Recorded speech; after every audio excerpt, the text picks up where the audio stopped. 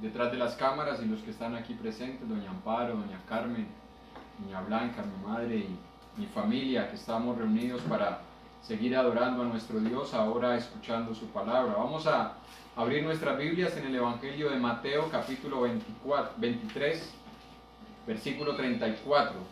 Mateo, capítulo 23, versículo 3. Toda la sangre justa que se ha derramado sobre la tierra, desde la sangre de Abel el justo, hasta la sangre de Zacarías, hijo de Berequías, a quien matasteis entre el templo y el altar. De cierto os digo que todo esto vendrá sobre esta generación. Jerusalén, Jerusalén, que matas a los profetas y apedreas a los que te son enviados. ¿Cuántas veces quise juntar a tus hijos como la gallina junta sus polluelos debajo de las alas, y no quisiste? He aquí, vuestra casa se os es dejada desierta, porque os digo que desde ahora no me veréis hasta que digáis, bendito el que viene en el nombre del Señor. El título para hoy, hermanos, es el del versículo 38.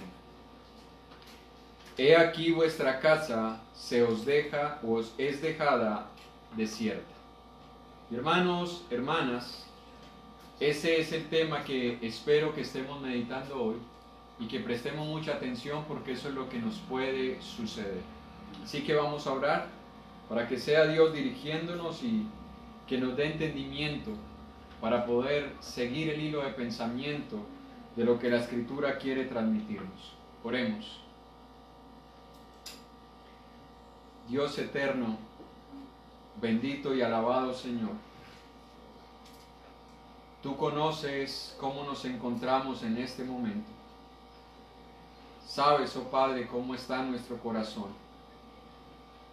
Conoces, Padre, si hay disposición por escucharte, o si solamente tenemos comezón de oír. Tú sabes, oh Dios, en nosotros hay deseo de aprender de tu palabra. Si como hijos obedientes hemos llegado, Señor, a tu presencia para escuchar tu voluntad, como lo cantábamos ahora, oh Dios, ayúdanos para escuchar tu voluntad y que ella nos guíe. Abre nuestros entendimientos, Señor, porque sabemos que Satanás estará haciendo todo lo posible para distraernos y todo lo posible para que malinterpretemos tu palabra. Por eso te rogamos a ti, Señor, que por medio de tu Espíritu Santo nos concedas tu gracia para poder discernir tu palabra, entenderla, aceptarla, retenerla y, lo más importante, Señor, ponerla por práctica en nuestras vidas. Te pedimos por nosotros, tus hijos, y oramos también por aquellos que aún no lo son, para que tu palabra pueda entrar en sus corazones y tú les ayudes a entender, oh Dios, la necesidad que tienen de llegar hasta tus pies, arrepentidos de sus pecados, para que sean salvos por medio del Evangelio, por medio del sacrificio de tu Hijo Jesús. Todo esto lo rogamos en su nombre y para tu gloria y honra. Amén. Hoy vamos a leer bastantes pasajes, algunos posiblemente usted no va a alcanzar a buscarlos en su Biblia. Le pido que los anote, o si no, vuelva a escuchar esta grabación que se subirá al Facebook y a YouTube para que usted pueda entender un poco más y profundizar un poco más. Ahora, si nosotros vamos al contexto de lo que se está relatando aquí en Mateo capítulo 23, recuerde que esto está precediendo a lo que Jesús va a hablar acerca del fin del tiempo, de ese tema que tanto llama la atención. Pero el contexto de este pasaje nos muestra a nosotros el rechazo de los hombres a la voluntad de Dios. Escuche, el rechazo de los hombres a la voluntad de Dios, pero no el rechazo de todos los hombres, sino el rechazo de algunas personas que se identificaban como creyentes. Porque Jesús está hablando con personas creyentes, Él está hablando con Jerusalén, y Jerusalén era llamada la casa de Dios. Allí se encontraba el templo, en Jerusalén estaban los judíos, el pueblo que Dios había sacado de la tierra de Egipto, el pueblo que Dios había rescatado, el pueblo que Dios había consagrado, el pueblo que profesaba adorar a Dios. Y es a ellos a quienes Él les está diciendo: vuestra casa se os deja vacía. ¿Pero por qué, hermanos? Bueno, si nosotros vemos el contexto, en el versículo 23 en adelante, miren lo que estaba pasando con el pueblo de Israel.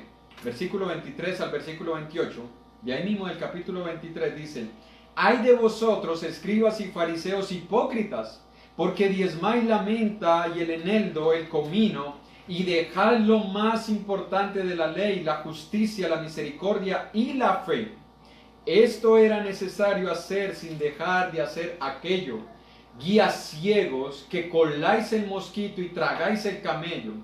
Ay de vosotros, escribas y fariseos hipócritas, porque limpiáis lo de fuera del vaso y del plato, pero por dentro estáis llenos de robo y de injusticia.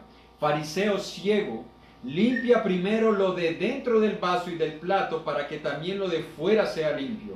Ay de vosotros, escribas y fariseos hipócritas, porque sois semejantes a sepulcros blanqueados, que por fuera a la verdad se muestran hermosos, mas por dentro están llenos de huesos de muertos y de toda inmundicia. Así también vosotros por fuera la verdad os mostráis justos a los hombres, pero por dentro estáis llenos de hipocresía e iniquidad. Y continúa Jesús denunciando hasta dónde había caído el pueblo de Israel. Escuche, hermano, hermana, triste y lastimosamente, aquí nosotros tenemos un cuadro de lo que está sucediendo con la iglesia del Señor en nuestros tiempos. Y me refiero a la iglesia del Señor en todo lugar. Y me refiero a todas las personas que profesan ser creyentes. Hermanos, estamos dispuestos a seguir haciendo cosas que parecen muy piadosas. Mire, los judíos diezmaban, y diezmaban aún esas maticas que tenían en sus cultivos, la menta, el comino, el eneldo, cositas que eran insignificantes. Pero ellos decían: no, hay que diezmar de todo, y si tengo una plantica, voy a sacar el 10% de esa plantica y la voy a llevar al templo judío, recordando nosotros que el diezmo nunca fue dinero. Así que si en alguna iglesia están enseñando que el diezmo es dinero, le están mintiendo, y usted está siendo cómplice de participar de una mentira. Porque el diezmo siempre fueron alimentos, todo lo que produzca el fruto de tu campo, de tus vacas, de tu ganado, del aceite, del trigo, de la harina, todo eso era lo que debían diezmar. Jamás dinero. Jamás Dios le pidió al pueblo de Israel dinero. Así que no podemos nosotros enseñar hoy en día que el diezmo es dinero, en las iglesias que todavía lo enseñan. Pero mire, los judíos hacían todas esas cosas, estaban dispuestos a diezmar, y aparte de eso, estaban dispuestos a seguir practicando muchos ritos, incluso ritos de higiene, ritos de salud, porque ellos tomaban el vino, y cuando dice coláis el mosquito, es que ellos tomaban el vino con la boca entrecerrada, por si acaso había caído algún mosquito en el vino. Pero dice: pero tragáis el camello. Es decir, eran personas que estaban dispuestas a hacer cosas que externamente parecían piadosas, pero que internamente no estaban viviendo consecuentemente con la fe que ellos estaban profesando. Y triste y lastimosamente así es como se encuentra hoy en día el mundo cristiano. Seguimos participando de cosas externas, seguimos participando de los ritos externos, seguimos reuniéndonos, seguimos congregándonos, seguimos cantando, seguimos orando, seguimos cenando, seguimos ofrendando. Pero posiblemente estemos cayendo en la misma condición de los judíos, con hipocresía en nuestros corazones. Ese es el cuadro que Jesús denuncia de los judíos. Creo yo que puede ser el mismo cuadro que Jesús esté viendo hoy en día en la iglesia del Señor. Es cierto que la iglesia del Señor es identificada como la casa de Dios, como la iglesia del Dios viviente, como la familia de Dios, como el templo de Dios, como la morada de Dios, que es lo que hemos estado estudiando en 1 Timoteo 3, 14 y 15. Pero escuche, el que la Biblia enseñe que la iglesia es todo eso, no nos garantiza que la presencia de Dios se aparte de nosotros. ¿Por qué razón? Por las mismas razones que Cristo les está diciendo a los judíos que la casa de ellos, es decir, la ciudad de Jerusalén y el templo judío, quedaría solo. Dice, vuestra casa os es dejada vacía. ¿Por qué es lo que Jesús está tratando de enseñarle al pueblo de Israel? Bueno, que si ellos seguían viviendo en esa conducta hipócrita, de que externamente hacían muchas cosas porque les encantaba orar en las plazas, les encantaba que las personas en la calle los identificaran como creyentes porque se llenaban de filalterias en todo su cuerpo, pero que por dentro estaban llenos de todas estas cosas que Jesús denuncia. Si ellos continuaban en esa condición, dice, vuestra casa os es dejada vacía. Y posiblemente uno diga, bueno, eso pasó con el pueblo de Israel. Fue al pueblo de Israel a quien Dios abandonó. No, hermanos. En Apocalipsis, cuando nosotros leemos Apocalipsis capítulo 2 y Apocalipsis capítulo 3, nosotros nos damos cuenta que lo mismo no puede suceder a nosotros. Porque en Apocalipsis 2 y 3 tenemos el mensaje a 7 iglesias y de 7, 5, Jesús les dice, si no se arrepienten, quitaré el candelero de vuestro lugar. Si no se arrepienten, quedarán expuestos al pecado, quedarán expuestos a las consecuencias. ¿Qué es lo que la palabra nos quiere mostrar? Que la misma situación que vivieron los judíos del abandono de Dios es lo mismo que le puede suceder a la iglesia de nuestros tiempos. Es lo mismo que nos puede pasar a nosotros, hermanos. Pero para que nosotros veamos por qué es que es llamativo este tema acerca de lo que Jesús les dijo, que vuestra casa os es dejada vacía, tenemos que ver primero qué significaba para un judío estar en la presencia de Dios. ¿Qué significaba para un judío eso? Porque es lo mismo que creo que a nosotros nos sucede cuando usted vive la ausencia de un ser querido en su vida. Yo sé que si le pregunto, ¿qué sintió usted con la muerte de Hitler? Yo no sé cuántas personas dirán, me causó mucha tristeza, mucho dolor. Bueno, para hacerlo más reciente, si yo le pregunto a usted, ¿qué sintió usted con la muerte de Chávez hace poco? ¿Qué sintió usted con la muerte de Gandhi? ¿Qué sintió usted con la muerte del Dalai Lama? ¿Qué sintió usted con la muerte de algún personaje famoso? Posiblemente usted dirá, bueno, qué pérdida para la humanidad. Pero ahorita quiero hacerle otra pregunta. ¿Qué sintió usted, hermano, hermana, o amigo o amiga, con la muerte de un hijo, si se le ha muerto un hijo? Con la muerte de su padre o de su madre, con la muerte de su cónyuge. ¿Qué sentimos? ¿Cierto que es diferente la ausencia? Porque las otras personas tampoco están. Pero ¿qué sentimos nosotros cuando hay la ausencia de un ser querido con el cual compartimos tantas cosas y con el que posiblemente teníamos lazos de sangre muy íntimos? ¿Cierto que la ausencia es diferente? Entonces eso es lo que quiero que veamos. Que de acuerdo a la cercanía que tengamos, vamos a sentir la ausencia luego de esa persona. Entonces vamos a ver qué significaba para un judío estar primero en la presencia de Dios, para que luego entendamos qué significó para ellos la ausencia de la presencia de Dios. Si nosotros nos vamos al libro de Éxodo capítulo 3 de memoria, nosotros nos damos cuenta que cuando Moisés es llamado por Dios allá en el monte Horeb, cuando Dios lo llama en medio de esa zarza, dice que Moisés, cuando se acercó a esa zarza y se dio cuenta que ahí estaba la presencia de Dios, sintió temor, sintió miedo, se postró. No fue que dijo, ay, aquí está Dios, qué bueno que está. No, sintió temor, sintió miedo en su corazón. Cuando nosotros nos adelantamos en el tiempo y vemos que Isaías tiene también una visión de la presencia de Dios, dice que Isaías sintió que merecía morir. Dice Isaías, ay de mí que soy muerto porque he visto a mi Dios. Es decir, Isaías sentía que estar en la presencia de Dios era algo que él no merecía experimentar. Luego nos devolvemos al tiempo y nos vemos con el pueblo de Israel, cuando Dios se le manifiesta en el monte Sinaí, donde Dios se manifestó y donde le dio las tablas de la ley.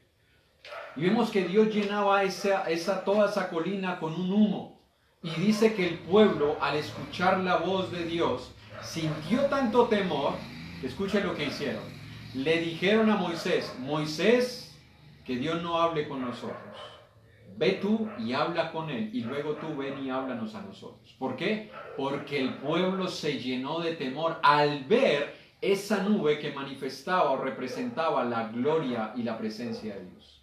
Hermanos, para un judío, estar ante la presencia de Dios era algo impactante.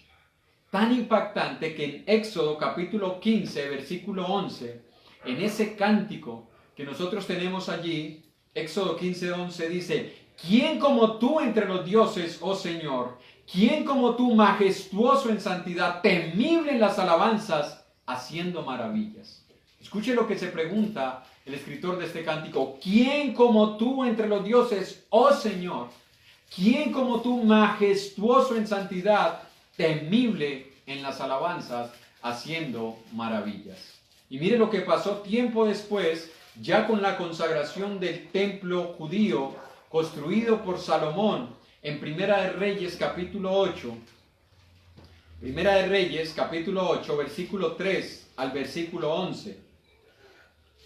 Dice la palabra de Dios allí: y vinieron todos los ancianos de Israel y los sacerdotes, tomaron el arca donde estaba la presencia de Dios, y llevaron el arca de Jehová y el tabernáculo de reunión y todos los utensilios sagrados que estaban en el tabernáculo, los cuales llevaban los sacerdotes y levitas. Y el rey Salomón y toda la congregación de Israel que se había reunido con él, estaban con él delante del arca, sacrificando ovejas y bueyes, porque la multitud no se podía contar ni numerar. Y los sacerdotes metieron el arca del pacto de Jehová en su lugar, en el santuario de la casa, en el lugar santísimo, debajo de las alas de los querubines, porque los querubines tenían extendidas las alas sobre el lugar del arca, y así cubrían los querubines el arca y sus varas por encima.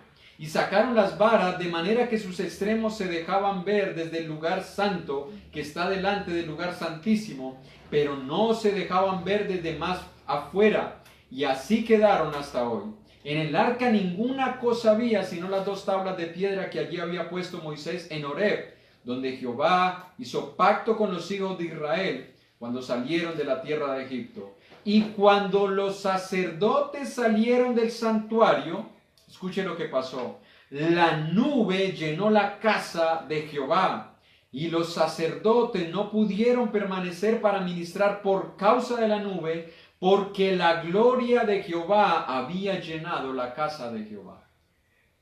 Esa misma nube que se manifestó en el monte Sinaí y que luego se manifestó en esa arca, ahora se manifestó en el lugar santísimo, en el santuario. Y fue tanta la manifestación de la gloria de Dios por medio de esa nube, que dice que los sacerdotes no pudieron ministrar, tuvieron que salir de aquel lugar. Escúcheme algo que quiero que nosotros meditemos. La presencia de Dios no se hace más grande por las personas que estén allí ministrando. La presencia y la gloria de Dios, ella misma brilla por sí sola, independientemente de nosotros o a pesar de nosotros. Escúchenme, no fue que la gloria de Dios se hizo más grande porque esos hombres estaban ministrando, no. No importa si los hombres están ministrando, no. La gloria de Dios es autosuficiente. Hay lugares donde las personas piensan que porque más se canta, que porque más se habla, que porque más se tiene tiempo, más la gloria de Dios va a iluminar. No, hermanos, es al contrario. Nosotros debemos buscar la gloria de Dios. Nosotros debemos seguir la gloria de Dios. No podemos nosotros pensar que la gloria de Dios está condicionada a lo que usted y yo hagamos, hermanos, para adorar a Dios. Es la gloria de Dios la que nos motiva a adorarlo. Es la gloria de Dios la que nos motiva a exaltarlo. Y eso fue lo que pasó aquí. La gloria de Dios fue tan grande que los ministros tuvieron que salirse del lugar. Y allí permanecía la gloria de Dios. Eso era lo que experimentaban los judíos. Para un judío estar en la presencia de Dios no era algo aburrido. Hay personas que una reunión como esta les parece aburrido. Se cansan, se fatigan, se distraen, su mente gira en tantos pensamientos. ¿Por qué? Porque no sienten la presencia de Dios. No sienten la gloria de Dios. Pero para un judío no era así. Para un judío era algo impactante. Para un judío era algo extraordinario. ¿Qué significa la palabra extraordinario? Bueno, lo ordinario es lo común, lo ordinario es lo normal. Y hay personas que llegan a la presencia de Dios como si fuera algo común, como si fuera algo normal. Bueno, voy a orar. Bueno, voy a cantar. Voy a leer la palabra. Bueno, abramos. ¿Dónde dice que la abras? No, para ellos era algo extraordinario. Es decir, no era algo común. Era algo que les impactaba en sus corazones. Era algo que llamaba poderosamente la atención de ellos a estar atentos a todo lo que Dios les quería enseñar. Era un privilegio para ellos estar ante la presencia de Dios. Para un judío era algo tan importante estar en la casa de Dios que ellos vivían en lugares muy lejanos, y eso es lo que vemos en Hechos capítulo 2, donde dice la escritura que llegaron a Jerusalén habitantes de toda la tierra o de todo el mundo conocido, cretenses, árabes, habitantes de Mesopotamia, de Capadocia, de Frigia, de Panfilia, árabes, de Jerusalén, de Roma, habitantes de todos los lugares, hermanos. 15 naciones reunidas el día de Pentecostés. ¿Por qué? Porque ese era el lugar donde Dios había dicho que iba a hacer morar su presencia. Hermano y hermana, yo espero que el día en que nosotros podamos volver a reunirnos, en nosotros haya ese mismo deseo, por estar con el pueblo de Dios, por estar en presencia de Dios, por estar glorificando a Dios como iglesia. Eso era lo que significaba para un judío, un privilegio, estar ante la presencia de Dios, no solo por todo lo que les producía, sino porque Dios les había prometido que su presencia gloriosa les serviría como retaguardia en medio de las batallas. Recuerde que los judíos salían a las batallas y ellos llevaban el arca delante de ellos cuando salían a conquistar la tierra de Canaán. Y cuando Dios les decía, lleven el arca, ellos llevaban el arca y a donde fuera el arca ellos ganaban, ellos derrotaban a los pueblos. Y Dios les dice, lleven el arca adelante, pero no solamente les prometió que el arca iría adelante para mostrarles el camino, sino que en Isaías capítulo 58 Dios les dice que su gloria les sería por retaguardia, es decir, no solamente les abriría camino para triunfar, sino que los defendería de los enemigos cobardes que los atacarían por las espaldas, porque la retaguardia es la parte de atrás. Escuche, hermano y hermana, la presencia de Dios no solamente nos ilumina el camino por el que debemos seguir, la presencia de Dios nos guarda de los ataques de aquellos enemigos, de aquellos que traicionan a los hijos de Dios, de aquellos que no son capaces de enfrentarnos por delante, sino que comienzan a menoscabar y que comienzan, hermanos, a hablar a nuestras espaldas, a hacer cosas a nuestras espaldas. La presencia de Dios promete guardarnos delante y guardarnos detrás. Por eso es que para los judíos era importante sentir la presencia de Dios, porque sabían que si Dios iba delante de ellos iban a triunfar, y porque sabían que si la presencia de Dios iba entre ellos los iba a guardar de los enemigos que los atacaran por la espalda. Ahora, la presencia de Dios abandonó a Israel, y ese es el segundo punto que quiero que veamos. Lo primero era qué significaba para un judío estar en la presencia de Dios. Ahora vamos a ver que la presencia de Dios abandonó a Israel. En el pasaje que hemos estado meditando en 1 de Timoteo 3, 14 y 15, nos dice que la iglesia tiene un propósito de existencia y que la iglesia tiene una razón, una misión en esta tierra. Primero nos dice que la iglesia es columna de la verdad. La iglesia es columna y sostén de la verdad. Es decir, la iglesia está llamada a exhibir la verdad, así como en el templo de la diosa Diana en Éfeso, las columnas servían para llamar la atención de las personas. La iglesia está llamada a eso, hermanos, a exhibir la verdad, a exhibir una vida consagrada y piadosa. Pero también la iglesia está llamada a defender la verdad, a defenderla de los ataques enemigos, a defenderla del secularismo, a defenderla, hermanos, de todo lo que está atacando el Evangelio de Cristo, de todo lo que está atacando la iglesia del Señor, a tal punto que ya quieren que nosotros no nos reunamos en ningún lugar. Ya no quieren que nos reunamos en ningún lugar. Y uno dice, bueno, hermano, pero es que esto tiene que ver con la salud y hay que entender que los gobiernos están haciendo. Sí, pero nosotros no nos damos cuenta que detrás de todo esto también están las maquinaciones de Satanás. Satanás quiere dividir el pueblo de Dios. Porque si Cristo dejó establecida su iglesia y en su palabra nos exhorta a no dejar de congregarnos, es a no dejar de congregarnos. Y tenemos que entender que esto que está sucediendo nos está llevando a que dejemos de congregarnos. No ignoremos las maquinaciones de Satanás. No pensemos, hermanos, que esto es algo que va a pasar, es pasajero y que en algún momento todo va a volver a la normalidad.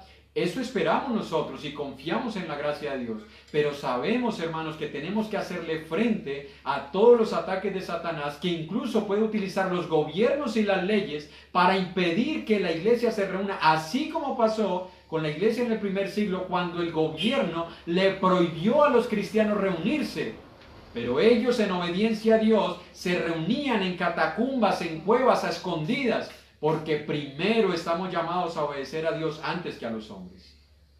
Ese es el llamado nuestro. Proclamar la verdad y defender la verdad. Y no solamente defender la verdad, es decir, no, es que la Biblia dice la verdad, es defender la verdad en la práctica, hermano.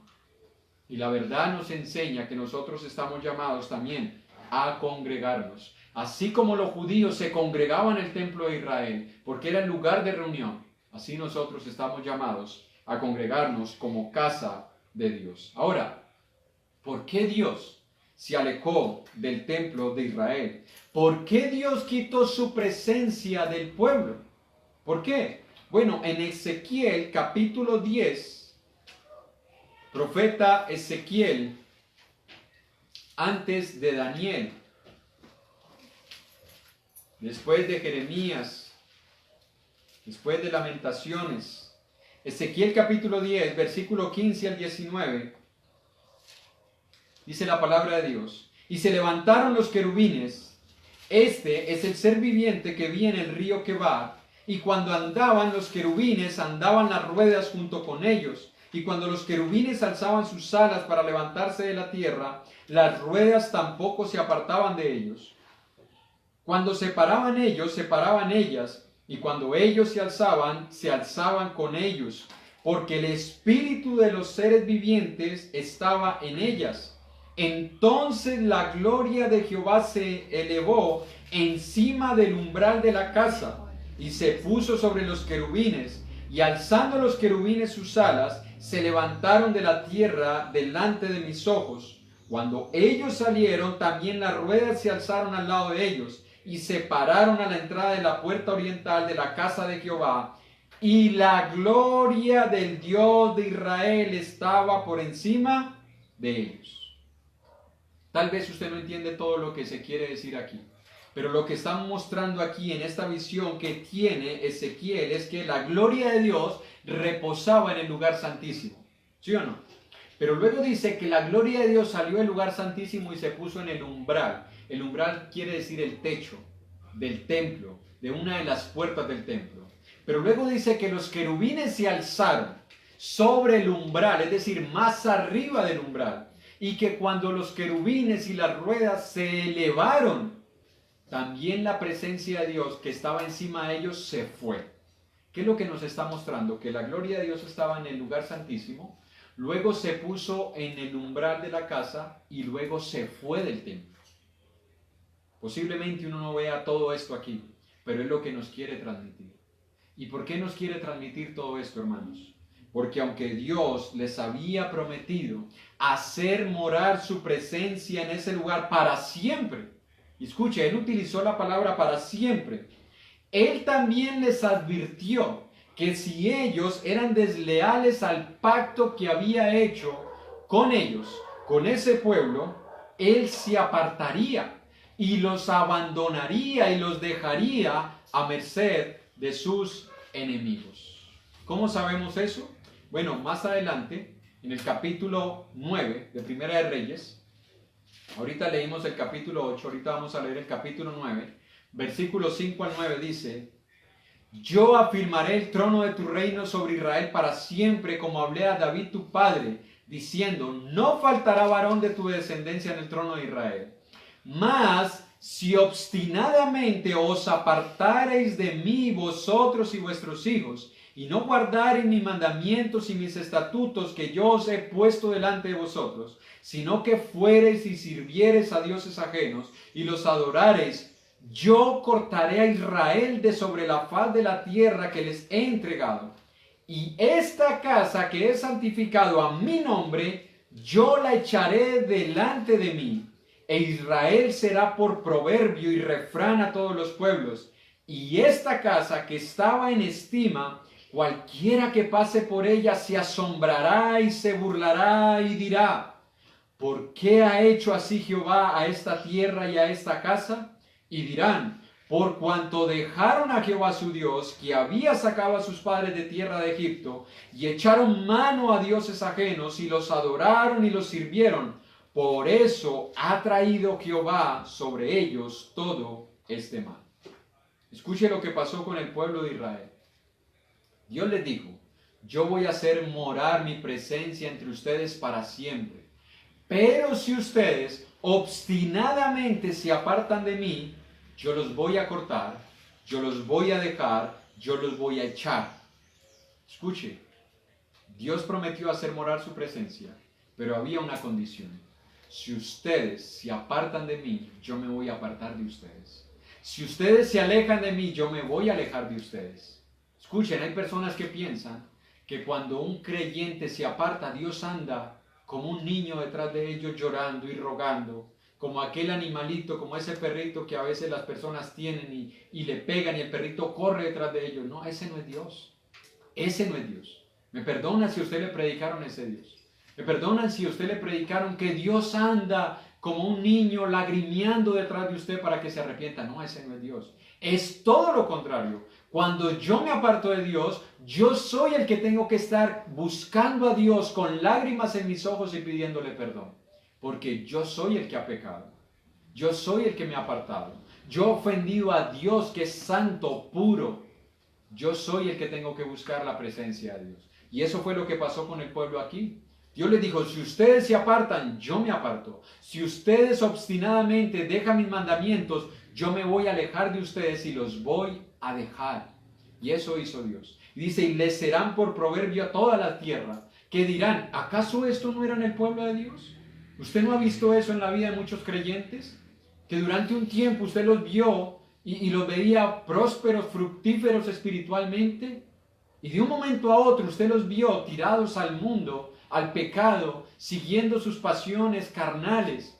Y uno dice: bueno, ¿y este no era creyente? ¿Y esta persona no predicaba la palabra? ¿Y acaso esta persona no era una de las que daba testimonio en la iglesia?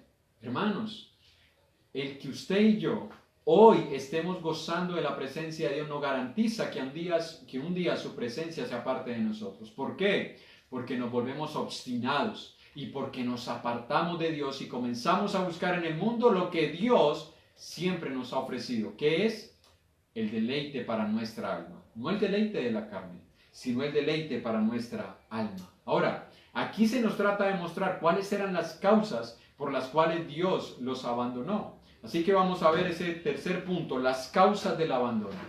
¿Cuáles fueron las causas de que Dios se apartara del templo y dejara a su pueblo, Israel, abandonado? En Ezequiel capítulo 8, del versículo 1 en adelante, no lo vamos a leer todo de una, vamos a ir leyendo por apartes. Lo primero que vamos a ver, la primer causa por la cual Dios dejó a su pueblo Israel y abandonó ese templo, porque esto todo tiene que ver, lo que leímos en Ezequiel con lo que está pasando aquí, todo es contemporáneo. Del versículo 1 al 6, mire lo que dice: en el sexto año, en el mes sexto, a los 5 días del mes, aconteció que estaba yo sentado en mi casa, y los ancianos de Judá estaban sentados delante de mí, y allí se posó sobre mí la mano de Jehová el Señor. Y miré, y he aquí una figura que parecía de hombre, desde sus lomos para abajo fuego, y desde sus lomos para arriba parecía resplandor, el aspecto de bronce refulgente. Y aquella figura extendió la mano y me tomó por las guejadas de mi cabeza, es decir, por los cabellos. Y el Espíritu me alzó entre el cielo y la tierra, y me llevó en visiones de Dios a Jerusalén, a la entrada de la puerta de adentro que mira hacia el norte, donde estaba la habitación de la imagen del celo, la que provoca a celos. Miren la imagen que había aquí.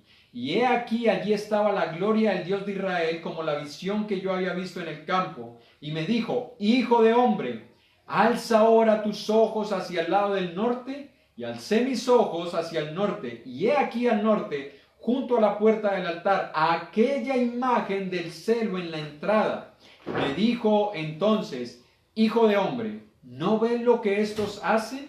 Las grandes abominaciones que la casa de Israel hace aquí para alejarme de su santuario, de mi santuario. Pero vuélvete aún y verás abominaciones mayores. Primer causa. ¿Sabe qué habían hecho los judíos? Habían puesto una imagen de acera en la entrada norte del templo de Israel. ¿Qué significaba la imagen de acera? Bueno, la imagen de acera era una imagen que incitaba a la inmoralidad, a la pasión, a la fornicación. Esa imagen había sido puesta inicialmente por Manasés en 2 de Reyes capítulo 21, pero fue quitada luego cuando se restauró la adoración a Dios por el rey Josías en 2 de Reyes 23.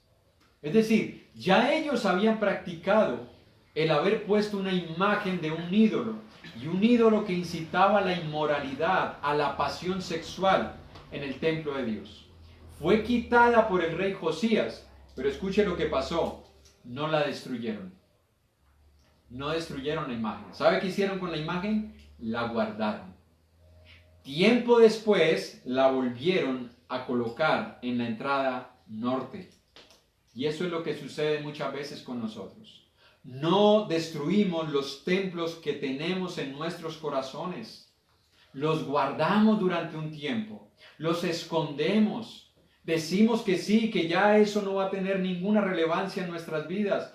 Pero los guardamos. Y después de un tiempo que se ha pasado esa emoción que muchas personas sienten cuando se convierten, ese primer amor donde dicen voy a dejar esto y voy a dejar aquello y ya no más esto y ya no más aquello. Cuando pasa esa emoción, como pasa con todas las cosas, nuevamente volvemos a levantar esos pueblos, esos templos, perdón.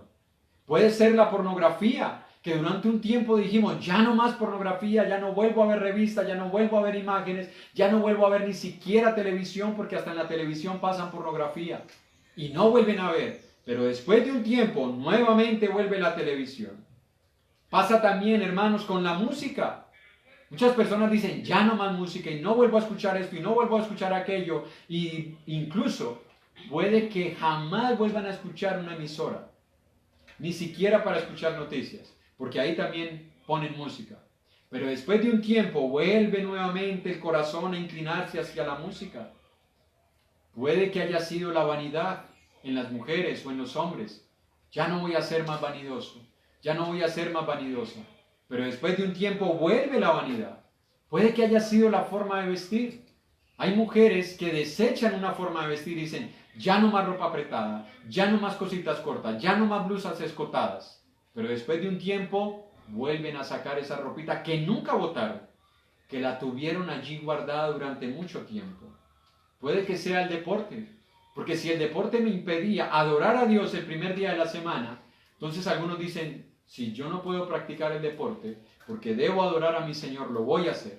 Pero después de un tiempo vuelven al deporte y dicen, bueno, pero por un domingo que no me congregue, yo no creo que el Señor me vaya a condenar. Por un domingo que yo no vuelva a reunirme, no, el Señor sabe que también es importante el deporte. Son ídolos que nunca destruimos, que simplemente los tuvimos guardaditos durante un tiempo. En otros pueden ser los juegos de azar. Personas que se convierten y dicen, ay sí, uno no puede estar jugando esas cosas porque eso es idolatría. ¿Sabe por qué? Porque todos los juegos de azar están inclinados hacia la diosa Fortuna. Esa famosa diosa que tiene el círculo de la tierra en sus manos. Y que si lo tiene boca abajo nos va a ir mal. Y que si lo tiene boca arriba nos va a ir bien. Todo juego de azar está dedicado a la diosa Fortuna. Es decir, que cuando usted y yo jugamos esas cosas, estamos adorando a un ídolo. Y hay personas que al principio dicen, sí, yo voy a trabajar porque Dios me va a bendecir a través del trabajo, pero nunca destruyen ese ídolo. De vez en cuando dicen, bueno, pero un billetico de la lotería por ahí, de pronto me lo gano y hasta le doy un local a la iglesia. De pronto hasta me lo gano y yo puedo dar una ofrenda muy grande a la iglesia. No, hermanos, son ídolos, son ídolos. No pensemos que podemos engañar a Dios. Eso pensaba el pueblo. No, aquí está Dios, Dios sabe que Él tiene su lugar allí. Pero esta imagencita, pongámosla aquí un rinconcito en esta puertica norte. Acabo que el templo tiene varias puertas en una sola puertica. No tiene que ser en el lugar donde Dios está. Hermanos, Dios sacó, o más bien dejó de habitar en ese templo porque ellos habían colocado una imagen. Habían puesto un ídolo. Hermanos, nosotros debemos sacar los ídolos, pero no los guardemos. Quemémoslos, como hicieron los hermanos en Éfeso, en el capítulo 19. Ellos quemaron esos libros que tenían tanto valor, dice que valían 50,000 piezas de plata. Hermanos, esto es una cantidad enorme a nuestros tiempos. Ellos no los guardaron, ellos dijeron, bueno, pero este librito a alguien le ha de servir, guardémoslo por allí que de pronto le sirve a alguien. No, los quemaron, hermanos. A veces nosotros hacemos así con el pecado. No lo quemamos, sino que lo vamos guardando durante algún tiempo y algún día vuelve a salir ese pecado. Algún día vuelve a salir ese ídolo. Pero no solamente fue esa imagen, ese ídolo que ellos habían puesto allí. Del versículo 7 en adelante dice, y me llevó a la entrada del atrio y miré y he aquí en la pared un agujero y me dijo, hijo de hombre, cava ahora en la pared y cavé en la pared y he aquí una puerta. Me dijo luego, entra y ve las malvadas abominaciones que estos hacen allí. Entré pues y miré, y he aquí toda forma de reptiles y bestias abominables y todos los ídolos de la casa de Israel que estaban pintados en la pared por todo alrededor. Y delante de ellos estaban 70 varones de los ancianos de la casa de Israel. Y Jaazanías, hijo de Safán, en medio de ellos, cada uno con su incensario en su mano, y subía una nube espesa de incienso, y me dijo, hijo de hombre, ¿has visto las cosas que los ancianos de la casa de Israel hacen en tinieblas, cada uno en sus cámaras pintadas de imágenes? Porque dicen ellos, no nos ve Jehová, Jehová ha abandonado la tierra. Me dijo después, vuélvete aún, verás abominaciones mayores que hacen estos. Escuche la segunda causa, imágenes que habían pintado en el templo de Dios. Posiblemente nosotros no tengamos imágenes como lo tiene la religión tradicional. Posiblemente nosotros no adoremos imágenes como lo hace la religión, que nosotros ya sabemos que utilizan imágenes como objeto de su adoración. Posiblemente ni en el templo que nos reunimos, ni en nuestros hogares tengamos esas imágenes. Pero, ¿cuántas imágenes nosotros tenemos aquí en la mente que estamos adorando? Puede ser un artista. Y hoy las personas adoran a los artistas. Son ídolos para ellos. ¿Cuántas personas no están adorando cantantes, deportistas? Y escuche esto, ¿cuántas personas no están adorando predicadores o ministros del Señor? Porque piensan que ellos tienen poderes sobrenaturales. Jamás, hermanos. Los ministros no somos absolutamente nada, y lo dice Pablo en 1 Corintios capítulo 3. ¿Qué pues soy yo y qué pues es Apolo? Dice Pablo. Solamente ministros, servidores por medio de los cuales ustedes creyeron. Ni Apolos es algo, ni yo soy algo, y está hablando un apóstol. Dice, yo no soy nada, cuanto menos nosotros. Hermanos, hay personas que adoran a los predicadores. ¿Sabe por qué los adoran? Porque la Biblia les está enseñando algo y ellos dicen, pero el pastor dijo. Pero mira, la palabra dice, pero si el pastor lo dijo, yo le creo a mi pastor. Adoran a los hombres.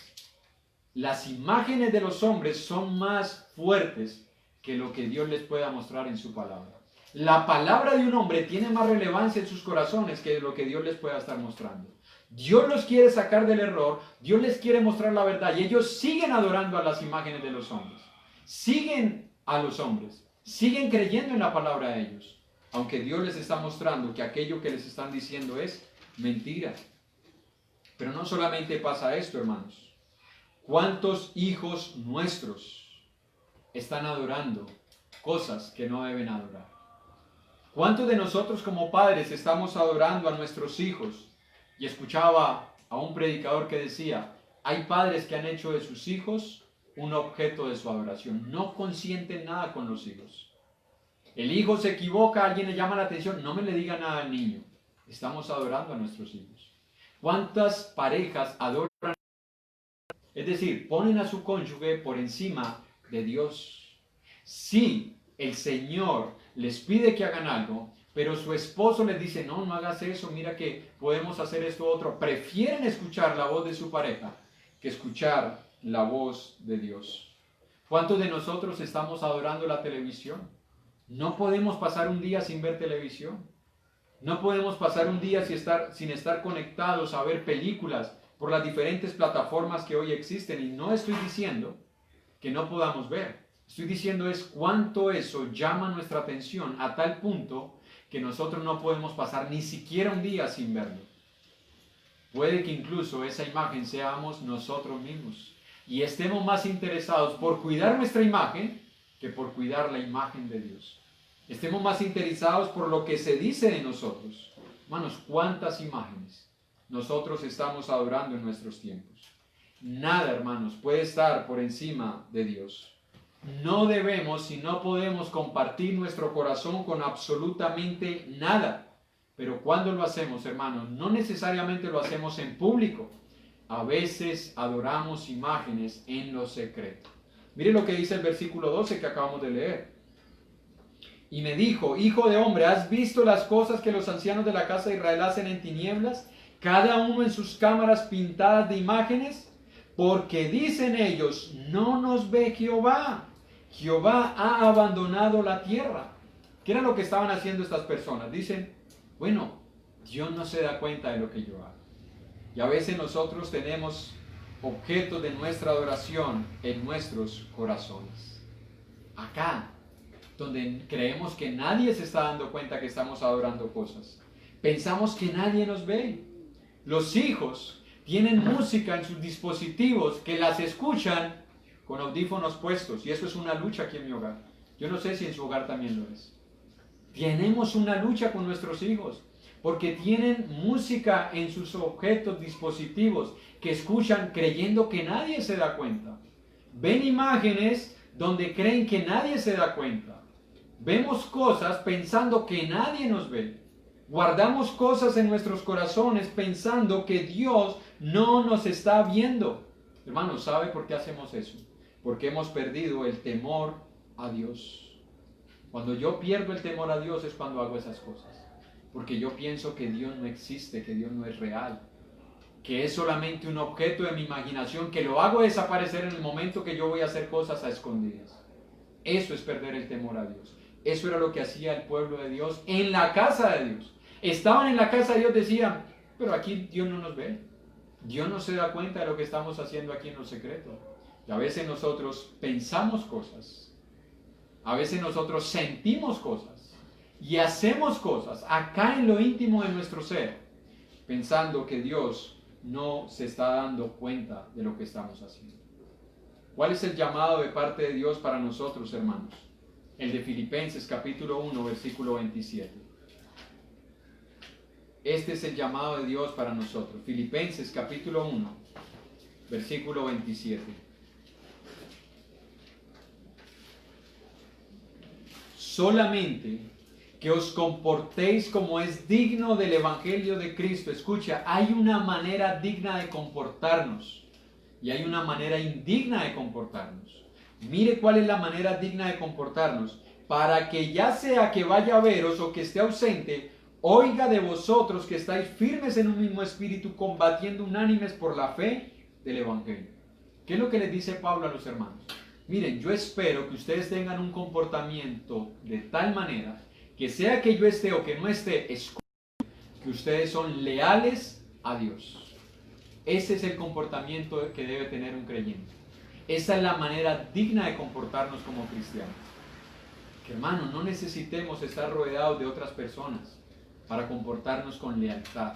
Que cuando estemos solos, que cuando estemos y pensemos que nadie nos ve, sigamos siendo leales a Dios. Que no hagamos cosas a escondidas, que no hagamos cosas a ocultas, porque a veces eso es lo que hacemos. Somos unos delante de las personas, somos otros cuando creemos que nadie nos ve. No, la palabra dice, esta es la manera digna de comportarse como un creyente en la casa de Dios. ¿Cómo? Que sea que alguien nos esté viendo o que no, nosotros vivamos con lealtad y fidelidad a Dios.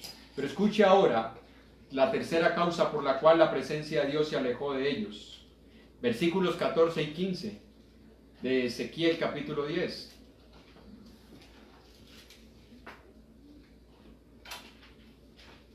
Y yo les voy a pedir un poco de paciencia para tratar de terminar este tema. Ezequiel capítulo 10, verso 14.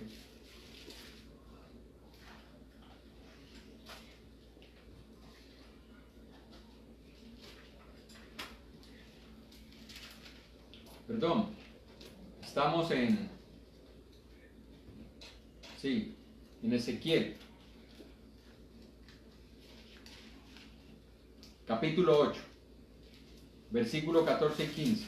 Ezequiel 8, 14 y 15. Y me llevó a la entrada de la puerta de la casa de Jehová, que está al norte, y he aquí mujeres que estaban allí sentadas, endechando a Tamuz. Endechar es llorar o lamentar. Luego me dijo, ¿no ves, hijo de hombre?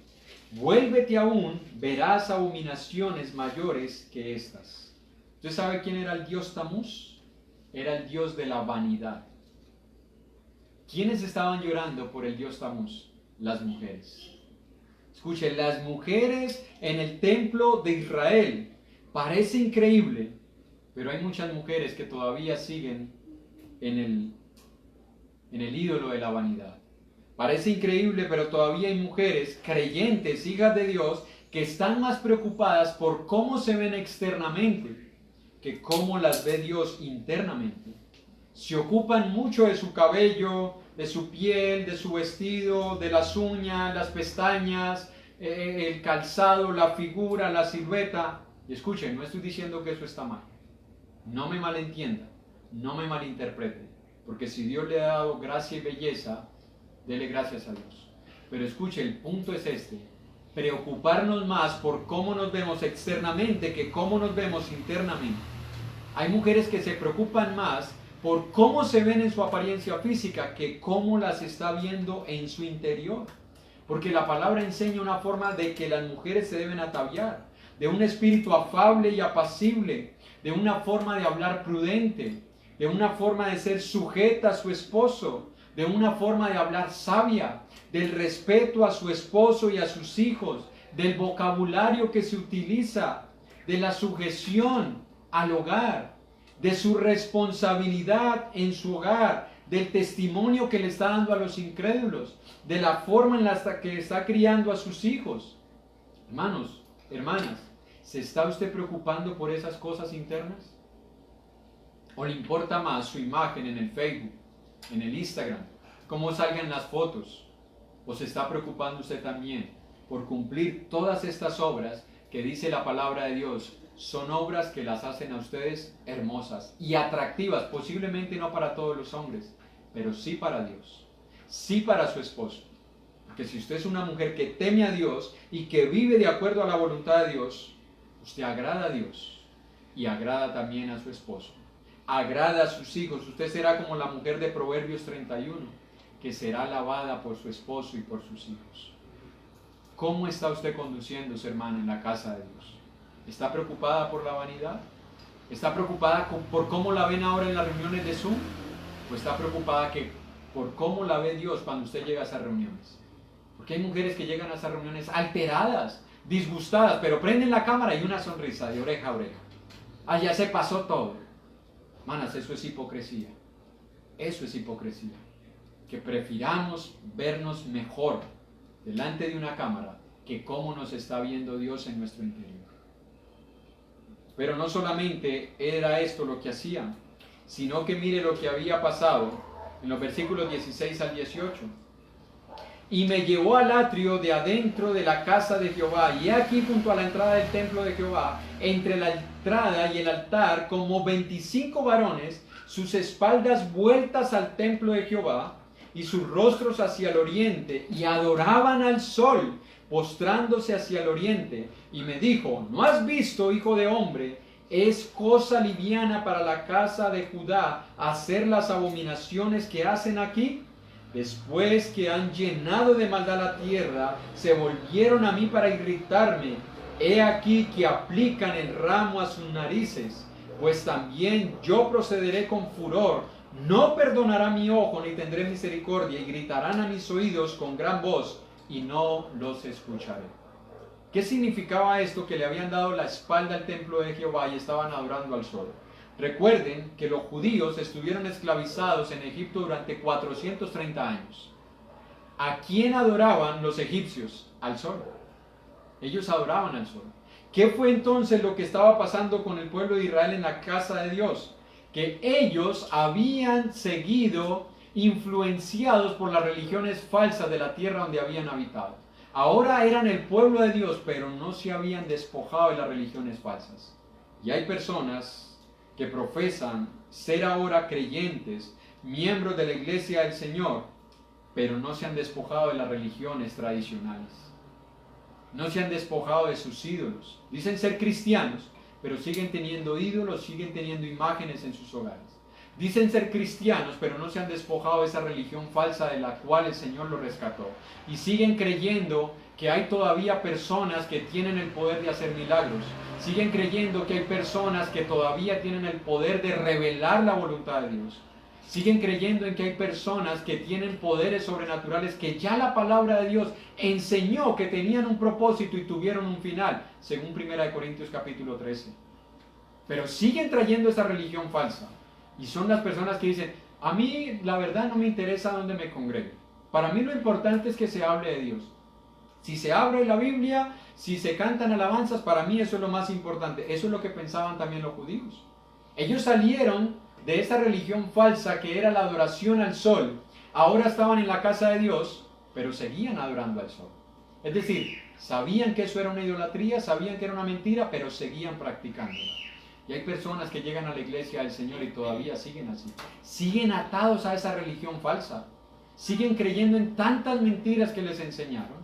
Siguen atados a eso que tanto les hizo daño en su vida espiritual y que los ha condicionado para que ahora puedan aceptar la verdad. Porque tienen más valor los prejuicios teológicos que han traído que lo que Dios les está enseñando. Hay personas que se convierten al Señor y piensan que pueden ser cristianos y comunistas, lo cual es imposible, porque un cristiano es cristiano. Un cristiano no tiene ningún otro tipo de religión y el comunismo es una religión. Hay personas que creen que pueden ser cristianos y filósofos. Es imposible, la filosofía no comulga con el cristianismo. Hay personas que piensan que pueden ser cristianos y capitalistas, es decir, que ponen su esperanza en los gobiernos, que ponen su esperanza en la economía. Hay personas que creen que pueden ser cristianos evolucionistas. No, yo creo en Dios, pero también creo en la evolución, porque mire, los simios se parecen mucho a nosotros. Y ellos son muy inteligentes. Y ya se ha comprobado científicamente, lo cual es imposible, porque científicamente nadie ha comprobado la evolución, por una sencilla razón, porque para que sea científico tiene que ser repetitivo. Y jamás, yo no sé usted, yo jamás he visto en los 38 años de vida que tengo a un simio convertirse en hombre, yo no lo he visto. Y para que sea científico tiene que ser repetitivo. Nadie ha visto eso, hermanos, pero hay creyentes que siguen creyendo en la evolución. Hay creyentes que siguen todavía pensando que pueden ser creyentes, pero creacionistas. ¿Qué quiere decir? Bueno, que Dios creó al principio todo, pero que Dios sigue teniendo más creaciones. No, hermano, Dios lo hizo todo ya. Ya toda la creación de Dios quedó hecha. Y hay personas que piensan que Dios está creando cosas y que ha seguido creando cosas día tras día y por eso es que el hombre las sigue descubriendo. No, hermanos. Es el hombre el que se sorprende con lo que descubre, Dios no, porque Dios ya lo hizo todo. Hay personas que piensan que pueden ser creyentes y supersticiosos. ¿A qué me refiero con supersticiosos? Bueno, son las personas que creen en cosas sobrenaturales. Creen en protecciones, en objetos, en reliquias. Creen en agüeros, creen en cosas místicas. Eso es lo que pasaba también con el pueblo de Israel. Adoraban a Dios, pero no se habían despojado de la falsedad, no se habían despojado de la mentira, de la falsa religión. Ahora, ¿dónde estaban haciendo todas estas cosas? Si nosotros vemos lo que dice la palabra de Dios, lo estaban haciendo en el templo. Vamos a terminar por hoy ahí. El próximo domingo terminaremos ya el tema de la casa de Dios. Pero quiero que tengamos nosotros una conclusión, hermanos. En 2 Corintios, capítulo 6,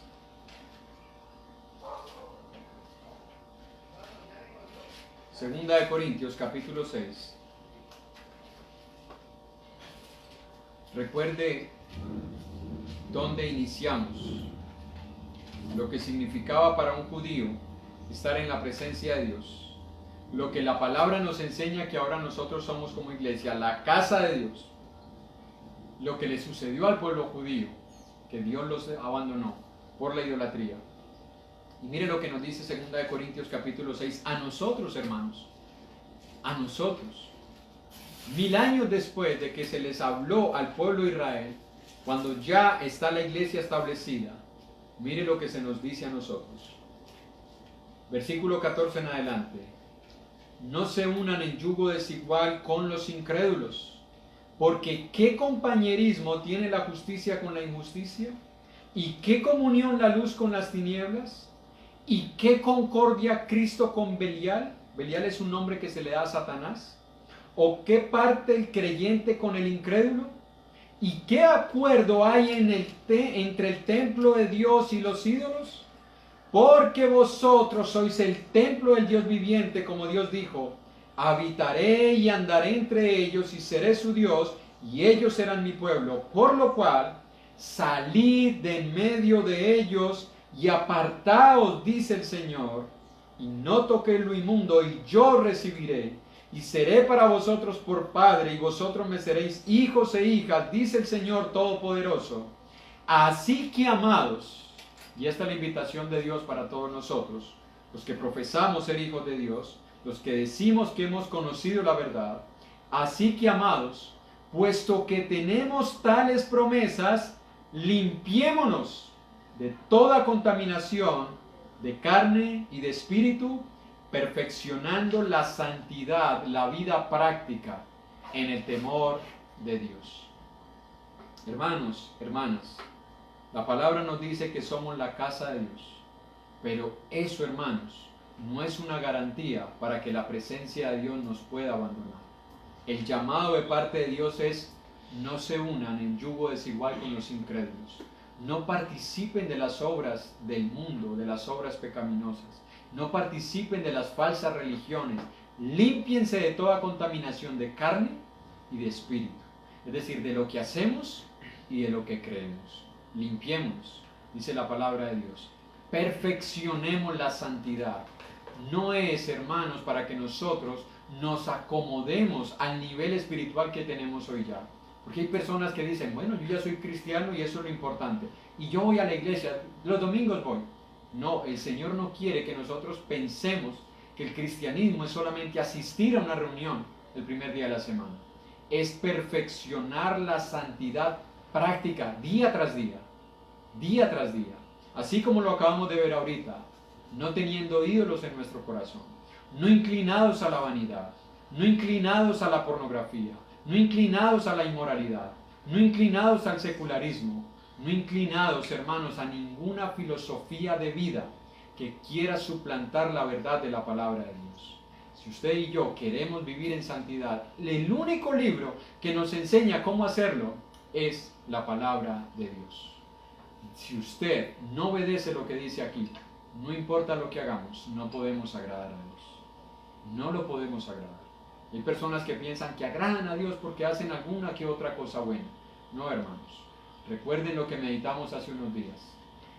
El que peca porque viola un mandamiento es como si violara toda la ley. Porque el que dijo no matarás, también dijo no mentirás y no tendrás falso testimonio. Así que el que quebranta un solo mandamiento, los ha quebrantado todos, porque el dador de la ley es uno solo. Si nosotros queremos seguir teniendo la presencia de Dios en nuestras vidas, sintiendo la presencia de Dios en nuestros hogares y sintiendo la presencia de Dios como la iglesia del Señor, hermanos, limpiémonos de toda contaminación. Dios les continúe bendiciendo.